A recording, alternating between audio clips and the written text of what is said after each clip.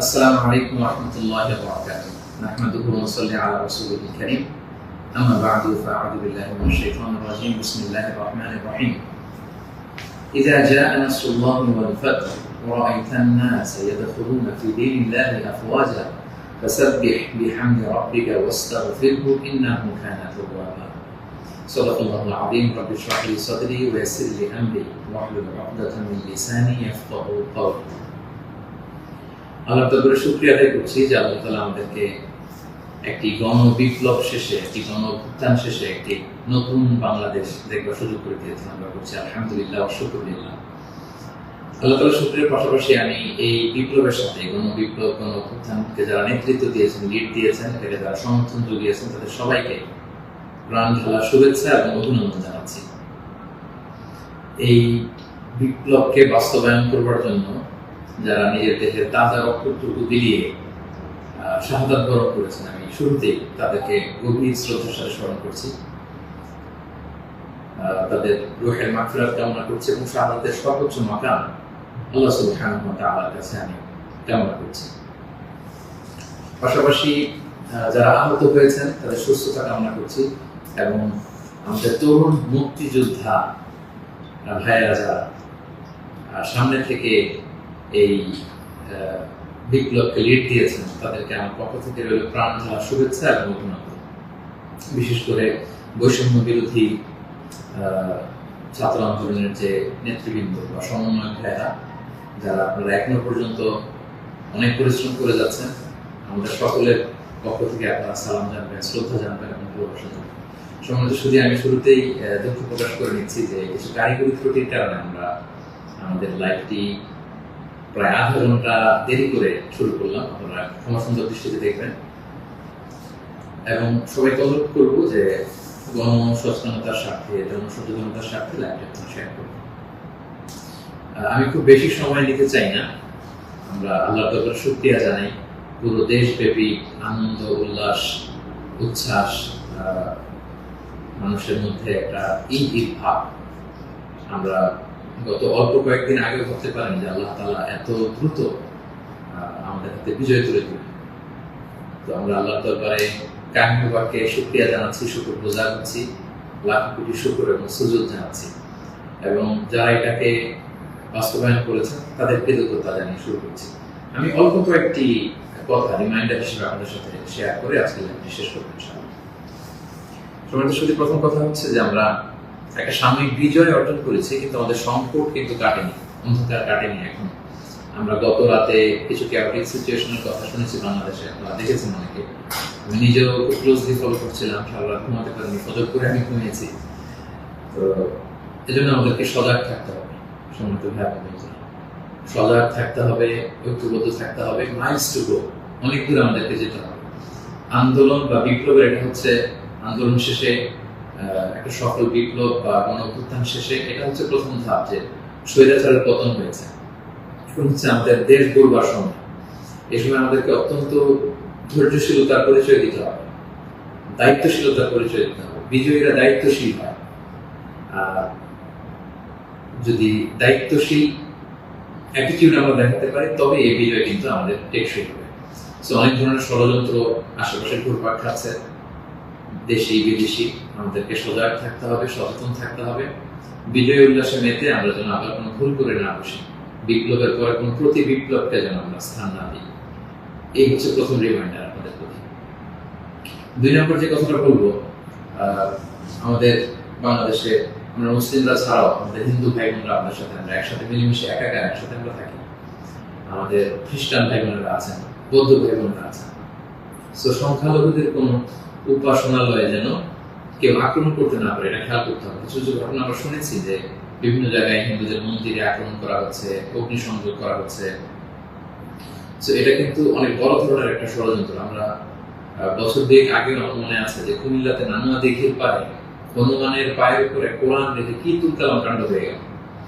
So যারা ক্ষমতা ছেড়ে পালিয়েছে তারাই দেখা যাবে যে ভাড়াটে করা লোকজন দিয়ে সেখানে আগুন দিয়ে আল্লাহু আকবার স্লোগান দিবে, নারায়ে তাকবীর, আল্লাহু আকবার স্লোগান দিয়ে বোঝাতে চাইবে যে ইসলামপন্থীদের কাজ এটা, মাদ্রাসার ছাত্রদের কাজ এটা।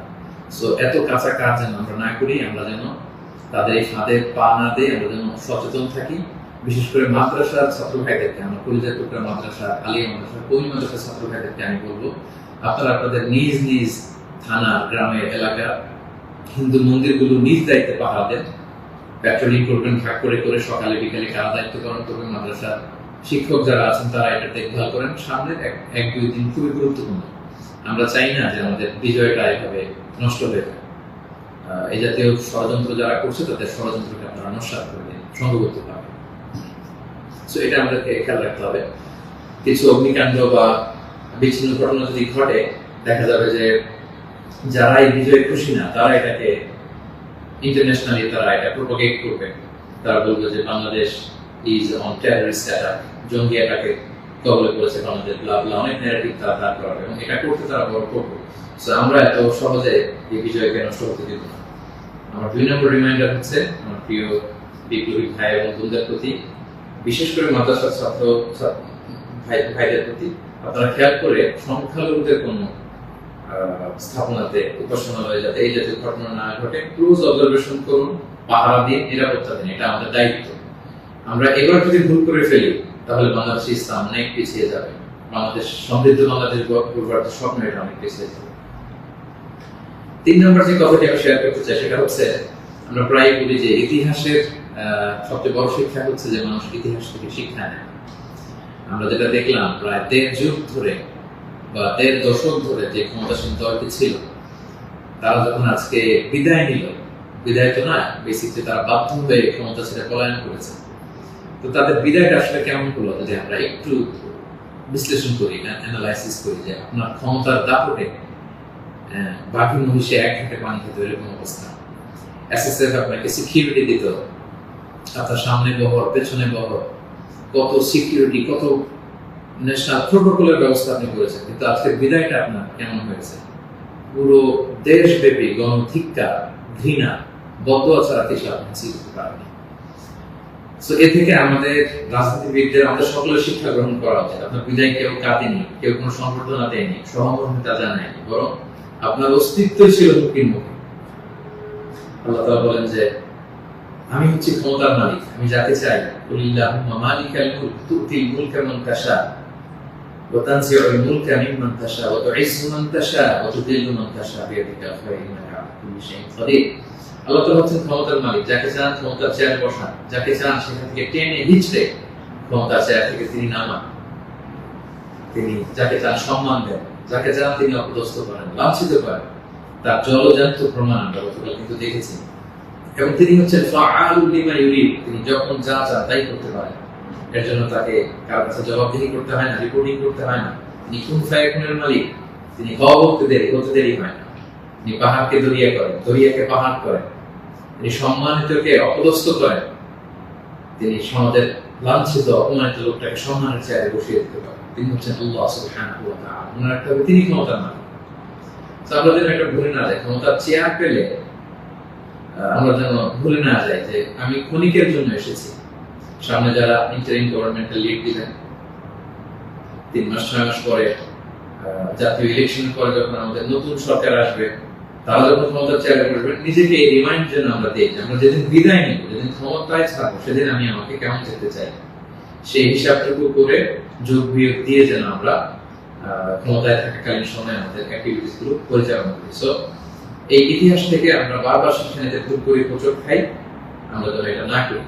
আমি আমাদের জাতীয় নেতৃবৃন্দদেরকে বলবো, যারা আসন্ন নির্বাচনে নির্বাচিত হয়ে আসবেন, বাংলাদেশকে নেতৃত্ব দিবেন, নতুন প্রজন্মের বা পুরাতন অভিজ্ঞদের মধ্যে থেকে যারা মিলে সরকার গঠন হবে সামনে ইলেকশন শেষে, আপনারা মেহরবানি করে এই শিক্ষাটুকু আপনারা নেবেন। এবং বাংলাদেশে এটা তো আমরা দেখে এসেছি ছোটবেলা থেকেই, একদল ক্ষমতা ছেড়ে অন্য দলের লোকেরা তাদের উপর কিভাবে আক্রমণ করে যেদিন তারা ক্ষমতা থেকে যায়, আবার তারা ক্ষমতা আসলে তারা তখন ক্ষমতা ছেড়ে অন্য বিরোধী দল তাদের উপর আক্রমণ করে। এই রেশারেশি আক্রমণ আমরা চাই না, আমরা এর অবসান চাই। আমরা ইতিহাস থেকে শিক্ষা নিতে চাই। আমরা একটা সমৃদ্ধির বাংলাদেশ ঐক্যবদ্ধভাবে একসাথে হাতে হাত রেখে কাঁধে কাঁধ মিলে গড়ে তুলতে চাই। এটা হচ্ছে আমার 3 নম্বর রিমাইন্ডার। 4 নম্বর রিমাইন্ডার হচ্ছে, গতকাল আমরা দেখেছি যে স্বৈরাচারের পতনের ঘোষণার মধ্য দিয়ে পুরো বাংলাদেশ, পুরো লাল সবুজের পতাকা, পুরো 18 কোটি মানুষ আনন্দ উল্লাসে ফেটে পড়েছে। আমরা আল্লাহ শুকরিয়া আদায় করেছি, আমরা হাফ ছেড়ে বেঁচেছি, আমরা স্বস্তির নিঃশ্বাস ফেলেছি, আমরা নতুন করে একটা স্বাধীন বাংলাদেশ পাওয়ার একটা আকাঙ্ক্ষা আমাদের হৃদয়ে জেগেছে। শুধুই কিন্তু দুঃখের ব্যাপার হলো আমরা মাঝে মাঝে আবেগে অথবা লোভে পড়ে অথবা হৃদয়ের জ্ঞান হারিয়ে এমন কিছু করে ফেলি যেটা আমাদের এই বিজয়কে, আমাদের অ্যাচিভমেন্টকে প্রশ্নবিদ্ধ করে, এটা ন্যায্যতাকে প্রশ্নবিদ্ধ করে। গতকাল আমরা দেখেছি যে উল্লাসিত জনতা তারা জাতীয় সংসদ ভবনে ঢুকে পড়েছে, গণভবনে ঢুকে পড়েছে, সেখানে যে লুটপাট, চুরি, যা বলা যায় এগুলো সব ধরনের কাজগুলো করেছে এবং এগুলো কিন্তু লাইভ ব্রডকাস্ট হয়েছে, বিশ্বব্যাপী ছড়িয়েছে। আপনারা আসলে কি মেসেজ দিলেন? আমাদের দেশের ছাত্র জনতা কিছু, তারা কি লুটপাট করে? যারা ক্ষমতা ছেড়ে পালালো তারা তো এটাকে ইন্টারন্যাশনালি প্রোপাগান্ডা বানাবে যে দেখুন কিরকম লুটপাট, চুরি, আক্রমণ এগুলোর মধ্যে দিয়ে তারা গণভবনকে দখল করছে, কিন্তু তারা একটা ইস্যু মানবে। তো এই ব্যাপারটাকে আমি খুবই অপছন্দ করেছি, খুবই। আমি বলবো না যে শিক্ষিত ছাত্র জনতা এমন করেছে, যেহেতু উল্লাসিত জনতা সেখানে ঢুকে পড়েছিল, এখানে ভালো মানুষ ছিল, খারাপ মানুষ ছিল, ছিচকে চোর ছিল, টোকাই ছিল, তারা এগুলো করেছে। কিন্তু আমি দেখে অবাক হয়েছি মাঝে মাঝে অনেক ভালো ফ্যামিলির ছেলে পেলে অথবা নামাজি দেখে প্র্যাকটিসিং মনে হয়, তারাও এরকম ছবি দিয়েছে। কেউ গণভবনের বালিশ, কেউ চেয়ার, কেউ টেবিল, কেউ পাঙ্গাস মাছ, কেউ ফ্রিজের খাবার, যে যেরকম পেরেছে করিডোর করেছে তার, এটা আমার চোখে এসেছে। এবং গণভবনের নেম প্লেট নিয়ে আসছে। তো এই এতটুকু বিবেকবোধ বা চিন্তা শক্তি কি আমাদের নাই যে এটা তো রাষ্ট্রীয় সম্পদ, নিজের সম্পদ না, এটা তো ভাগ বটোয়ারা হচ্ছে না। আপনি যে গণভবনের চেয়ার নিয়ে আসলেন 3 মাস পরে যে আমাদের নিজেদের ভোটে নির্বাচিত আমাদের ট্রু লিডার যিনি হবেন, আমাদের প্রধানমন্ত্রী, তিনি কোথায় বসবেন? তার চেয়ার তো আপনি চুরি করে নিয়ে আসছেন। তিনি থাকবেন কোথায়? তার বালিশ তো আপনি নিয়ে আসছেন। একটা বালিশ নিয়ে এসে, একটা হাঁস নিয়ে এসে, একটা কম্বল নিয়ে এসে আপনি আসলে কতটুকু লাভ করতে পারলেন? কিন্তু গোটা বিশ্বকে আপনি একটা নেগেটিভ মেসেজ দিলেন এবং আমাদের এই বিজয়কে আপনারা প্রশ্নবিদ্ধ করলেন। এটা অনেক বড় ভুল আপনারা করেছেন সম্মানিত ভাই, যারা এটা আপনারা করেছেন। আমরা পৃথিবীর বিভিন্ন জাতি গোষ্ঠীর মধ্যে থেকে তাদের অনেক ভালো গুণ দেখি, এগুলোকে আমরা নিতে পারি না? মানুষ তো নিজেদেরকে ভালো জিনিস দেখে দেখে সেগুলো অ্যাডপ্ট করে করে মানুষ নিজেকে সুন্দর করে, পলিশ করে। আমরা জাপানিজদেরকে দেখেছি তারা কত ভদ্র পরিচ্ছন্ন। অলিম্পিকে তারা খেলা দেখতে যে স্টেডিয়ামের মধ্যে দর্শকেরা যখন খাবারের প্যাকেট, চিপস, পানির বোতল, টিস্যু ফেলে দিয়েছিল, তারা অন্যান্য দর্শকদের মতো স্টেডিয়াম ছেড়ে চলে যায়। খেলা দেখা শেষে তারা নিজেরা সব ময়লাগুলো, গার্বেজ গুলো পরিষ্কার করে তারপর ক্লিন করে সেই দর্শক এলাকায় তারা ছেড়েছে। গোটা বিশ্বে তারা প্রশংসিত হয়েছে। তো এই যে তারা একটা মেসেজ দিল গোটা বিশ্ববাসীকে যে আমরা সিভিলাইজড, আমরা পরিচ্ছন্ন। আমরা আমাদের গতকালের বিজয় উদযাপন করতে যে কি এটা করতে পেরেছি? এই যে আমাদের মধ্যে অধৈর্য, অস্থিরতা, এই যে সাময়িক বেনিফিটেড হওয়ার যে মানসিকতা, এইটা যদি আমরা ঠিক করতে না পারি, এই গণবিপ্লবে, গণ অভ্যুত্থানে, নতুন সরকার কিচ্ছু আসা যাবে না প্রিয় ভাইরা। মানে I'm telling you the truth, I'm telling you the reality, এটা আপনাদের মনে রাখতে হবে। বাস্তবতা হচ্ছে আমরা যেমন, আমাদের নেতারাও তেমন। আমরা গতকাল হরিলুট করেছি, আমাদের নেতারাও হরিলুট করেছে। আমরাও চুরি করেছি, তারাও চুরি করতো। আমরা আসলে সুযোগের অভাবে সব বাস্তবতা যেটা, কথাগুলো এই মুহূর্তে, বিজয়ের মুহূর্তে তিক্ত হলেও আমাকে ইসলামিক পয়েন্ট অফ ভিউ থেকে এই রিমাইন্ডার গুলো আমাকে বলতে হচ্ছে। আমি সরি ফর দ্যাট। তারা পদ্মা সেতুতে দুর্নীতির সুযোগ পেয়েছে, ওই লুট করেছে। তারা দেশের বড় বড় মেগা প্রজেক্টে লুট করেছে, আর আপনি ছোট্ট জিনিস লুট করার সুযোগ পেয়েছেন, ওইটা করেছেন, কোনো পার্থক্য নাই। তারা করেছে বড় বড় হরি লুট, আপনারা করেছেন ছোট ছোট চুরি লুট। এই তো পার্থক্য তো আমাদের এতটুকুই। এই জিনিসটা আমাদেরকে বুঝতে হবে যে এগুলো রাষ্ট্রীয় সম্পদ, সেখান থেকে একটা সুতা কেন আমরা টাচ করবো? আপনারা গণভবন ঘেরাও করেছেন, ভেতরে যে উল্লাস করবো, তাকবীর দিন, এমন দেশটি কোথাও খুঁজে পাবে না তুমি। সকল দেশের রানী সেজে আমার জন্মভূমি, গলা ছেড়ে দিয়ে সবাই মিলে কোরআন গান করতে, গোটা বিশ্ব দেখতো আমরা কত সিভিলাইজ, আমরা কত সভ্য করবো। সেটা না করে আপনারা ভাঙচুরের মতো কাজ, লুটপাটের মতো কাজ আমরা করে ফেলছি। আমি বলবো না যে সবাই বুঝে করেছেন, অনেকে রাগ থেকে, ক্ষোভ থেকে, ঘৃণা থেকে এটা করেছেন, কিন্তু কাজটা ভুল করেছেন। প্রথম যেটা করতে হবে, আপনাদেরকে আল্লাহর কাছে ক্ষমা চাইতে হবে। আল্লাহর কাছে ক্ষমা চান। দ্বিতীয়ত এগুলো ফেরত দিয়ে আসতে হবে প্রিয় ভাই। আমাদের ছাত্র বন্ধুরা এগুলো কালেকশন করছে, এবং ছাত্র ভাইদেরকে আমি বলবো যারা এগুলো আবার রিটার্ন দিতে আসবে তাদেরকে যেন আমরা ব্লেম না করি, পড়াশোনা না করি। তারা তাদের রিয়েলাইজেশন থেকে নিয়ে আসছে, এগুলো তারা রিসিভ করুন। কারণ এগুলো রাষ্ট্রীয় সম্পদ, নতুন গভর্নমেন্ট আসলে আবার নতুন করে রাষ্ট্রীয় অর্থ ব্যয় করে এগুলো আমাদেরকে আবার মেরামত করতে হবে, ঠিক করতে হবে সময় সুযোগ। এবং একজন মুমিন এই কাজ কখনো করতে পারে না। একজন বিশ্বাসীর সাথে এই ধরনের মাইন্ডসেট অ্যাটিটিউড যায় না প্রিয় ভাই বোনেরা। ছোট একটা হাদিস বলে পয়েন্ট আমি শেষ করছি। খাইবারের যুদ্ধ থেকে রাসূল সাল্লাল্লাহু আলাইহি ওয়াসাল্লাম সাহাবাদেরকে নিয়ে ফিরছিলেন বিজয়ী হয়ে। আপনাদের মনে থাকবার কথা, ইহুদিদের বিরুদ্ধে এই যুদ্ধ হয়েছিল 7ম হিজরির ঘটনা। ফেরার পথে রাসূল সাল্লাল্লাহু আলাইহি ওয়াসাল্লাম একজন খাদেম রাসূল সাল্লাল্লাহু আলাইহি ওয়াসাল্লাম উটের হাওদাস ঠিক করছিল, এমন সময় একটা বিক্ষিপ্ত তীর এসে তার গায়ে লেগে সে সেখানে মারা যায়। সাহাবারা তার জন্য দোয়া করলো। তারা বলল কি খুশ নসিব তার, যুদ্ধ থেকে ফিরে আসার পথে এই মুজাহিদ শহীদ হয়েছে, জান্নাতের নীল পাখি হয়ে সে ঘুরবে। রাসূল সাল্লাল্লাহু আলাইহি ওয়াসাল্লাম বললেন না, তোমরা এই মন্তব্য করো না, তোমরা জানো না আমার এই লাশ সে সুযোগ পেয়ে রাষ্ট্রীয় সম্পদের অর্থাৎ গনিমতের যেটা পেয়েছিল ভাগ বটোয়ারার আগে সে লোকচক্ষুর আড়ালে একটি চাদর চুরি করেছিল, এবং এই জাহান্নামের এই চাদর তার গা পেঁচিয়ে তার শরীরকে জ্বালিয়ে ফেলবে, তাকে দগ্ধ করবে।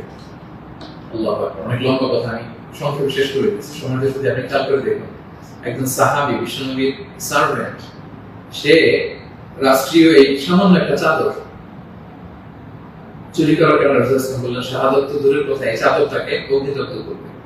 তো আপনার কি ভয় হয় না? আপনি যে গণভবন থেকে বালিশ নিয়ে আসলেন, চাদর নিয়ে আসলেন, ওখানকার টিভি নিয়ে আসলেন, ওখানকার জিনিসপত্র যে আপনি কাঁধে করে নিয়ে আসেন, ফুলের টব এটা সেটা ভেঙে যে নিয়ে আসেন, এগুলো যে আগুনের লেলিহান শিখা হয়ে আপনাকে জ্বালাবে, আপনার কি ভয় হয় না? এই মাইন্ডসেটে যদি আমরা থাকি, কোনো ভালো নেতাই আমাদের কিছু করতে পারবে না। 18 কোটি জনগণের এই হাইলি পপুলেটেড দেশে কেউ এসে কিছু করে দিয়ে যেতে পারবে না যদি আমরা নিজেরা না শুধরাই। আমরা এটা ভুল করেছি, আমরা অনুতপ্ত হব, অনুশোচিত হব। যারা আমার আলোচনা শুনেন, আমাকে পছন্দ করেন, আমি হাত জোর করে অনুরোধ করব প্রত্যেকটি জিনিস আপনারা ফেরত দিয়ে আসবেন। এগুলো রাষ্ট্রীয় সম্পদ, কোনো রাষ্ট্রীয় সম্পদকে তো সুযোগ করার অধিকার আল্লাহ আমাদেরকে দেন। আল্লাহ আমাদেরকে বোঝার তৌফিক দান করুন।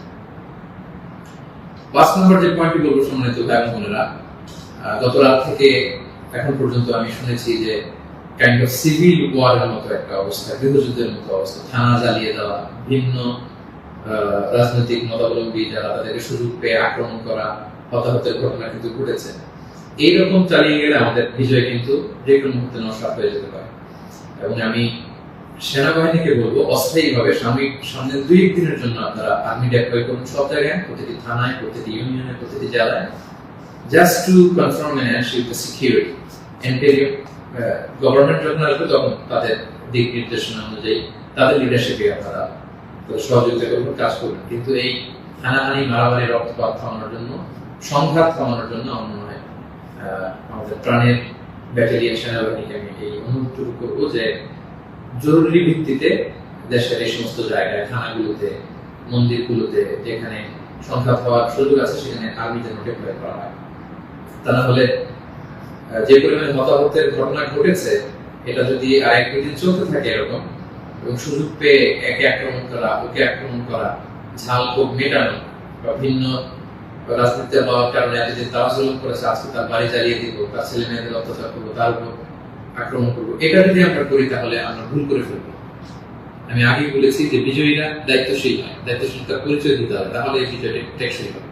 তা না হলে এভাবে লুটপাট শুরু হলে বলবে যে এই স্বৈরাচারী সরকার এত দেশে ভালো ছিল, এখন তো দেখে দেশের অবস্থা আরো খারাপ। এরকম কোনো কমেন্ট যদি কেউ করার সুযোগ না পায়, কেউ যেন এই চান্স দিতে না পারে, একটা গৃহযুদ্ধের দিকে যেন আমরা চলে না যাই। আল্লাহ তাআলা আমাদের দেশকে হেফাজত করুন সম্মানিত ভাই বোনেরা। এবং যারা বড় বড় অপরাধী ছিল, ক্রাইম করেছে, অবশ্যই তাদেরকে আইনের হাতে তুলে দিন, তাদেরকে ধরে রাখুন, বেঁধে রাখুন, পুলিশের হাতে দিন, সেনাবাহিনীর হাতে দিন, সংঘবদ্ধভাবে তাদেরকে আটকে রাখুন, তাদেরকে দেশ ছাড়তে, দেশ থেকে পালাতে আপনারা বাধা দিন। এই কাজটুকু করবেন। এটা ছিল 5 নম্বর রিমাইন্ডার। 6 নম্বর রিমাইন্ডার, খুব রিসেন্টলি হোপফুলি আজকে ইন্টারিম গভর্নমেন্টের রূপরেখা যারা থাকবেন সেটা বলা হবে, খুবই গুরুত্বপূর্ণ। জন্য আমি লাইভও দেরি করতে চাচ্ছি না, আমি উৎসুক হয়ে আছি এই নিউজ শুনবার জন্য।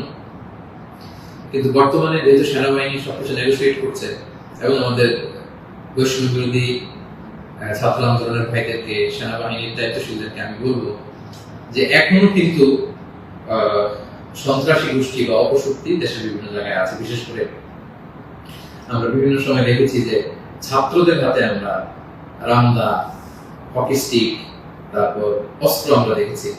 বিভিন্ন সময় আমরা ছাত্রলীগের ছাত্রদের হাতে আমি দেখেছি যে তারা সাধারণ ছাত্রদেরকে এরকম আক্রমণ করতে, একটা সারাশি অভিযান চালিয়ে গোটা দেশের ছাত্রলীগের যত সন্ত্রাসী আছে তাদের হাত থেকে এই অস্ত্রগুলো সিজ করতে হবে। শুধু ছাত্রলীগই না, এটা উদাহরণ হিসেবে বললাম, যত ছাত্র সংগঠন আছে কারো হাতে যদি কোনো আগ্নেয়াস্ত্র, অস্ত্র এগুলো পাওয়া যায়, খুব জরুরি ভিত্তিতে এগুলো পুরো দেশে সারাশি অভিযান চালিয়ে এগুলো সিজ করতে হবে।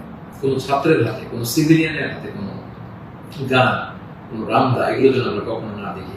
ছাত্ররা রামদা নিয়ে ক্যাম্পাসে তারা দাপট দেখাবে, এই দৃশ্য আমরা যেন বাংলাদেশে না দেখি। এরকম একটি পরিবেশ যেন আমরা তৈরি করতে পারি। আমি সেনাবাহিনীর কাছে অনুরোধ জানাবো, আমি সামনে যে ইন্টারিম গভর্নমেন্ট হবে তাদের কাছে অনুরোধ জানাবো, বৈষম্য বিরোধী ছাত্র আন্দোলনের ভাইদেরকে এই বিষয়ে গুরুত্ব দেওয়ার জন্য অনুরোধ জানাবো। কারণ আমি বিভিন্ন ভাবে আমাদের কিছু সোর্স আছে, আমরা জেলায় জেলায়, থানায় থানায় এরকম হতাহতের ঘটনা শুনেছি। সেগুলো আমাদেরকে নিয়ন্ত্রণ করতে হবে। সবশেষে সম্মানিত ভাই এবং বোনেরা, আমি এই কথা বলে শেষ করতে চাই যে আমাদের ধৈর্যের পরিচয় দিতে হবে, আমাদেরকে শান্তি শৃঙ্খলা রক্ষার সর্বোচ্চ চেষ্টা করতে হবে। প্রতিহিংসার রাজনীতি আমরা বাংলাদেশে আর দেখতে চাই না। আমরা হানাহানি, মারামারি এটা দেখতে চাই না। আমরা জাতি, ধর্ম, বর্ণ নির্বিশেষে আমরা যেন সবার প্রতি মানবিক হতে পারি, আমরা সেটা চাই। আমরা চাই মেরিটোক্রেসির ভিত্তিতে আমাদের দেশ চলবে। দেশের যতটি চাকরি দেওয়া হবে, পদায়ন হবে, যারা সচিব হবেন, যারা বিসিএস ক্যাডার হবেন, যারা সরকারি আমলা হবেন, প্রতিটা চাকরি যেন মেধার ভিত্তিতে হবে। Meritocracy should be the national policy of Bangladesh, our new Bangladesh, our new independent Bangladesh. আমি দায়িত্বশীলদের কাছে অনুরোধ করছি, আমাদের ন্যাশনাল কয়েকটা পলিসি থাকা দরকার। সিঙ্গাপুরের 3-4টা জাতীয় পলিসির মধ্যে একটা হচ্ছে মেরিটোক্রেসি। রাষ্ট্রীয়ভাবে যেন ঘোষণা দেওয়া হয় যে মেরিটোক্রেসির ভিত্তিতে আমাদের বাংলাদেশ চলবে। আমাদের বিচার বিভাগ সম্পূর্ণ স্বাধীনভাবে এখানে কেউ হস্তক্ষেপ করতে পারবে না। কোনো চাঁদাবাজি আমাদের বাংলাদেশে চলবে না, কোনো ঘুষ বাংলাদেশে চলবে না। একটা সমৃদ্ধির বাংলাদেশ আমরা যেটা স্বপ্ন দেখি, আমরা যে স্বাধীন বাংলাদেশের স্বপ্ন দেখি, আমরা যেন একসাথে সেটা করতে পারি। Together we rebuild hour nation again, ইনশাআল্লাহ। সো সম্মানিত সুধী, আমি এই আহ্বান জানিয়ে শেষ করব, কেউ আইন শৃঙ্খলা অবনতি ঘটাবেন না, সংঘাতে জড়াবেন না, আইন নিজের হাতে তুলে নেবেন না। সংখ্যালঘু ভাইদের দিকে দৃষ্টি রাখুন, কারণ এইটাকে তারা টার্গেট করে একটা প্রতি বিপ্লব, দেশে একটা ক্যাওটিক সিচুয়েশন তৈরি করবে। এবং পুলিশ বাহিনী, সেনাবাহিনী, বিমান বাহিনী, র্যাব, আনসার, বিডিআর, প্রত্যেকটি বাহিনীকে আমি বলবো যে আপনাদের কাঁধে অনেক বড় দায়িত্ব। দেশের শান্তি, শৃঙ্খলা, সিকিউরিটি, নিরাপত্তা নিশ্চিত করে এগুলো আপনাদের দায়িত্ব। আসুন আমরা সবাই হাতে হাত রেখে, কাঁধে কাঁধ মিলিয়ে আমাদের নতুন বাংলাদেশ গড়ে তুলব। এই সামনের 1-2 দিন খুবই ক্রুশাল। আপনারা কেউই অস্থির, অধৈর্য হয়ে রাগে বসে বিভিন্ন থানা জ্বালিয়ে দেওয়া হচ্ছে, আমি শুনছি। সাধারণ পুলিশদের উপর আক্রমণ করা হচ্ছে। প্রিয় ভাইয়েরা, পুলিশরা খুব অল্প বেতনের চাকরি করে, তারা আমাদেরকে নিরাপত্তা দেয়। তো তারা উপরের অর্ডারে এতদিন এগুলো করেছে, তাই বলে আপনি পুলিশের উপরে আক্রমণ করতে পারেন না। আপনার দলের বিরোধী বলে আপনি তাদেরকে আক্রমণ করতে পারেন না। সুযোগ পেয়ে আপনি এই অন্যায়ভাবে এটার ব্যবহার আপনি করতে পারেন না। আমরা যেন সুশৃঙ্খল থাকি, আমরা যেন দায়িত্বশীলতা পরিচয় দিই। সম্মানিত সুধী, একটা মানবিক বাংলাদেশ, একটা সাম্যে পরিপূর্ণ, একটা সমৃদ্ধ বাংলাদেশ আমরা দেখতে চাই। অনেকেই আমাকে ব্যক্তিগতভাবে মেসেজ করেছেন, কল করেছেন, সবাইকে শুকরিয়া জানাতে চেয়েছেন যে শাইখ আপনি কবে আসবেন। আমি আপনাদেরকে এতটুকু নিশ্চিত করছি যে আমি শীঘ্রই বাংলাদেশে আসছি ইনশাআল্লাহ। স্বাধীন বাংলাদেশে আপনাদের সবার সাথে আবারও পুনরায় সাক্ষাতের আকাঙ্ক্ষা এবং অপেক্ষায় আমি রইলাম। সাম্য, মানবিক মর্যাদা এবং সামাজিক সুবিচার প্রতিষ্ঠিত করে আমরা যেন একটা সমৃদ্ধ বাংলাদেশ সবাই করে তুলতে পারি, সেই প্রত্যাশায় আজকে এই সংক্ষিপ্ত লাইভ সেশন এখানে শেষ করছি। হাদা মা ইনদি ওয়া ইলমু ইনদাল্লাহি আলাইহি তাওয়াক্কালতু ওয়া ইলাইহি উনীব। আসসালামু আলাইকুম ওয়া রাহমাতুল্লাহি ওয়া বারাকাতুহু। Be a part of our vision. Do listen and share the khair.